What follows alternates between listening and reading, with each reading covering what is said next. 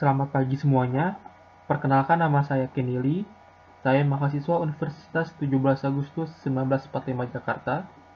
Pada kesempatan di pagi hari ini, saya ingin mempresentasikan strategi Corporate Reputation Management PT KAI Kereta Api Indonesia dalam bertahan di tengah pandemi COVID-19. Baik, di sini saya akan menjelaskan terlebih dahulu mengenai latar belakang masalah. Jadi, pandemi COVID-19 di Indonesia masih belum kunjung usai. Masih banyak terdapat peningkatan kasus jumlah positif di Indonesia. Oleh karena itu, pemerintah mengambil berbagai upaya untuk mencegah terjadinya penularan virus corona di Indonesia. Dari sekian banyak upaya yang diambil oleh pemerintah, salah satu upaya yang paling efektif dilakukan adalah dengan mengimplementasikan PSBB atau pembatasan sosial berskala besar. Upaya ini dilakukan untuk meminimalisir terjadinya kontak antar individu. Banyak sektor yang harus untuk melakukan penerapan PSBB ini, seperti perkantoran, tempat pendidikan, tempat ibadah, tempat wisata, pusat perbelanjaan, bahkan sampai layanan transportasi. Adapun pembatasan sosial berskala besar yang dilakukan oleh PT KAI, yaitu dengan membatasi jumlah penumpang dengan kapasitas sampai 35-40% untuk komuter lain dan 70% untuk kereta api jarak jauh. Tentu dari pembatasan jumlah penumpang tersebut menimbulkan krisis bagi PT KAI. Menurut Dwi Niken Tari dari bisnis.com, pada tanggal 27 Oktober tahun 2020, PT Kereta Api Indonesia mencatat kerugian bersih hingga 2,37 triliun, tidak termasuk di audit, per akhir bulan September 2020. Kerugian tersebut timbul seiring penurunan pendapatan yang tajam akibat pandemi virus corona di Indonesia ini. Adapun dampak COVID-19 terhadap Corporate Reputation Management PT KAI. Jadi, PT KAI mengalami penurunan jumlah penumpang yang kemudian berdampak juga ke penurunan jumlah pendapatan. Pada poin pertama, pada kuartal 1 tahun 2020, pendapatan harian PT KAI rata-rata bisa mencapai angka sebesar 21,13 miliar. Kemudian pada poin kedua, pada tanggal 31 Maret tahun 2020, pendapatan harian PT KAI hanya sebesar 4 miliar. Angka ini terbilang kecil jika kita bandingkan dengan poin pertama pada kuartal 1 tahun 2020. Kemudian jumlah penumpang pada poin ketiga menjelaskan bahwa jumlah penumpang harian pada kuartal 1 tahun 2020 bisa mencapai angka 1,2 juta penumpang.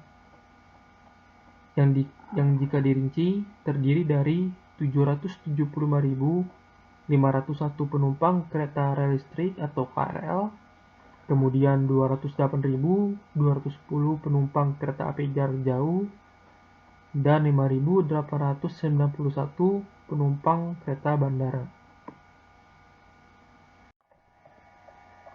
Adapun data menurut BPS atau Badan Pusat Statistik. Jadi pada tahun 2020, tepatnya selama masa pandemi, jumlah penumpang pada angkutan kereta api hanya sebesar 5,89 juta orang. Jika dibandingkan pada posisi bulan April tahun 2019, angka pada angkutan jumlah kereta api bisa mencapai 35,81 juta orang. Angka ini menurun sangat drastis, sebesar 83,55% secara tahunannya. Kemudian jika kita bandingkan pada bulan Maret tahun 2020 juga mengalami penurunan 74,86% yang sebesar 23,43 juta orang. Kemudian sebelum masa pandemi jumlah penumpang KRL bisa mencapai 900.000 orang per harinya. Namun sejak bulan Maret tahun 2020, tepatnya pada saat masa pandemi, ternyata jumlah penumpang KRL menurun, yaitu hanya sebesar 500.000 orang per harinya. Kemudian pada bulan berikutnya, yaitu bulan April tahun 2020, ternyata jumlah penumpang KRL hanya sebesar 183.000 orang per harinya. Pada slide berikut, saya akan melampirkan atau menunjukkan sebuah video dari Tribun News, yang mana video tersebut menjelaskan mengenai penurunan jumlah penumpang pada PT Kereta Api Indonesia. Berikut videonya, saya tayangkan.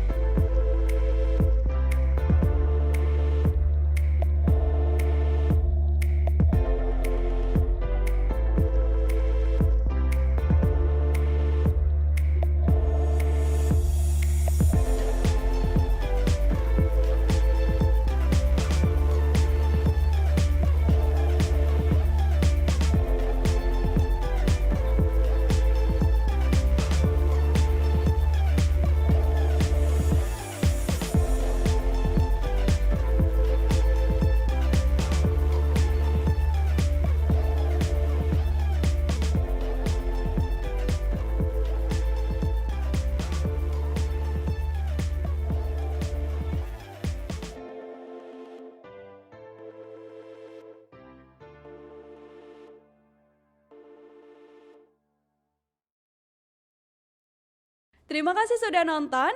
Jangan lupa like, subscribe, dan share ya.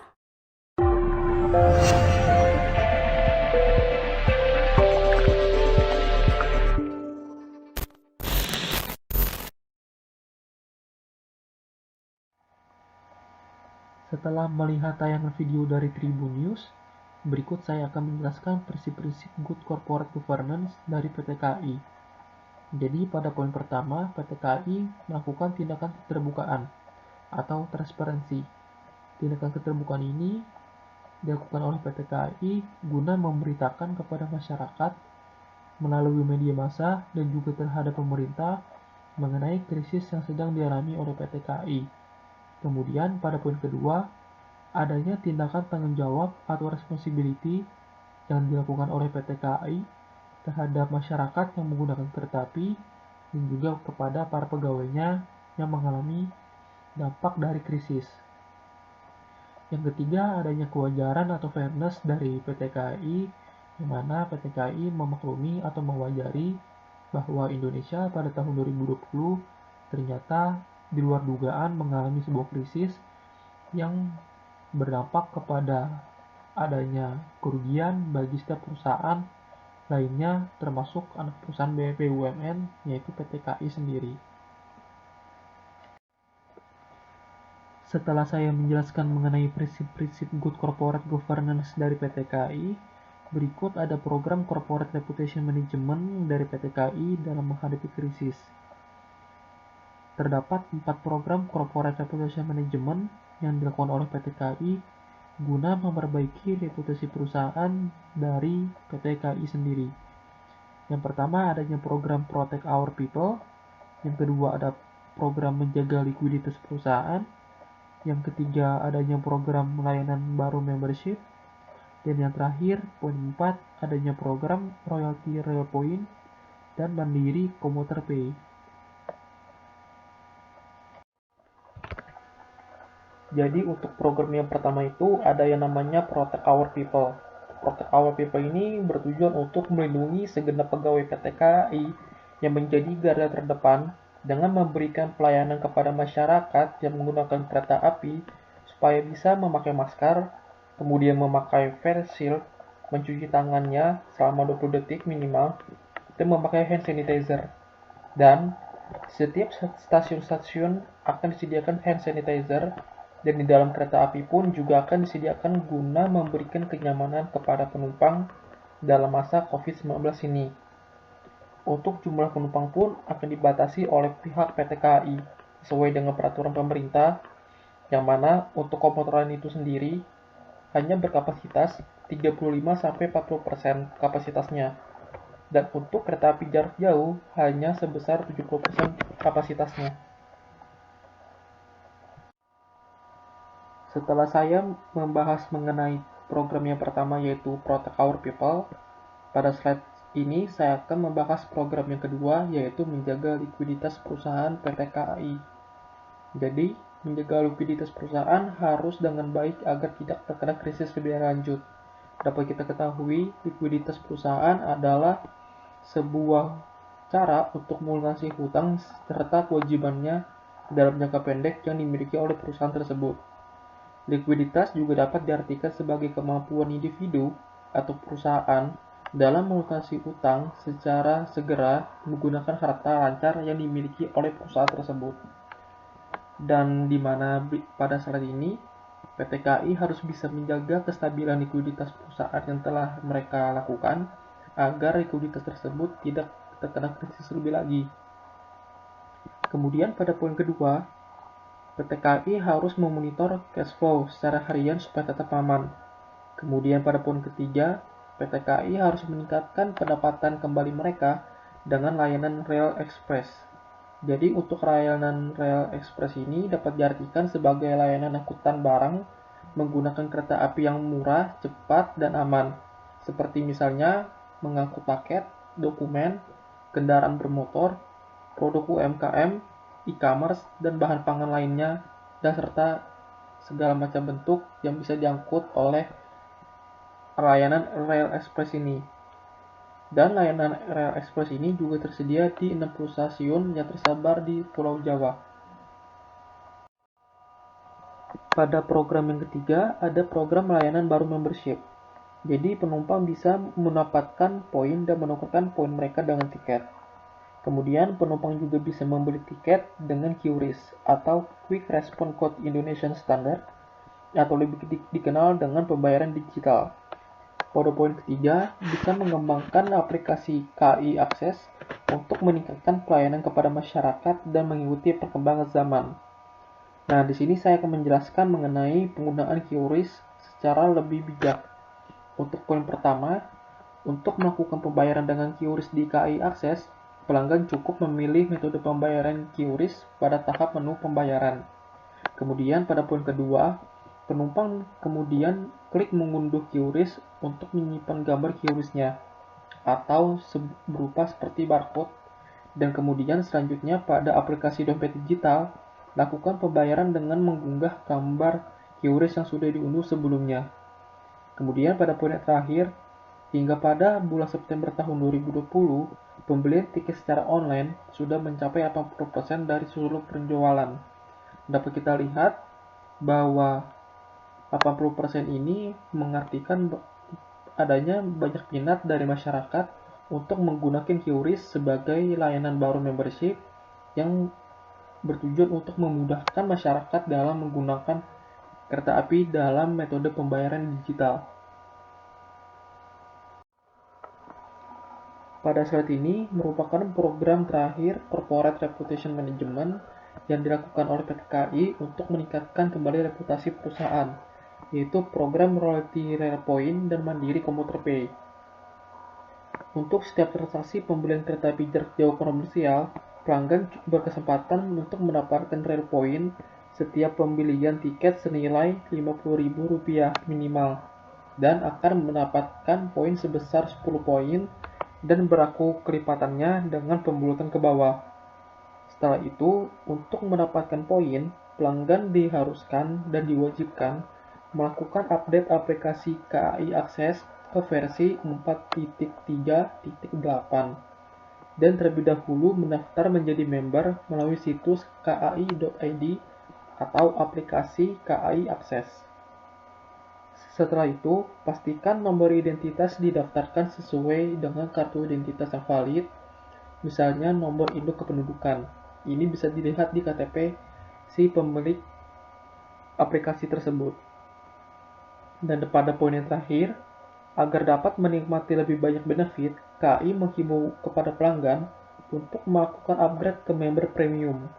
Jadi, adapun member premium dengan benefit yaitu redeem point, program eksklusif, diskon spesial, dan layanan premium lainnya yang bisa ditemukan di dalam member premium sendiri.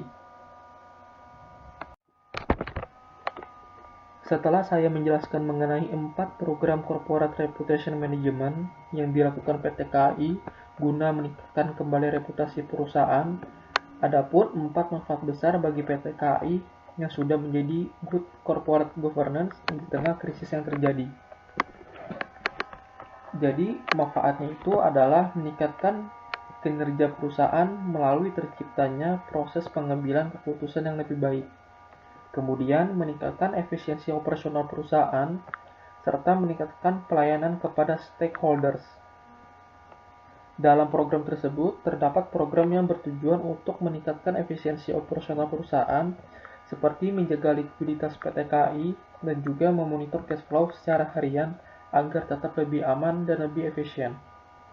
Dan terdapat juga program yang meningkatkan pelayanan kepada stakeholders, seperti layanan baru membership, dan juga program royalty rail point serta mandiri commuter pay. Dan untuk meningkatkan corporate value, program baru yang dibuat mendorong PT KAI menjadi bisa meningkatkan nilai perusahaan di tengah masyarakat, yang mana terdiri dari 3 poin. Untuk poin pertama, PT KAI tidak melakukan tindakan PHK kepada pegawainya. Bisa kita lihat dari sumber berita dari CNBC Indonesia, KAI pastikan tidak ada melakukan tindakan PHK, melainkan bonus karyawan akan dihapus. Dan juga PT KAI mengeluarkan dana sebesar 1,2 triliun untuk menyelamatkan pegawainya dari tindakan PHK. PT KAI juga memperhatikan masyarakatnya ketika mau menggunakan kereta dan datang ke stasiun dengan membuat program Protect Our People.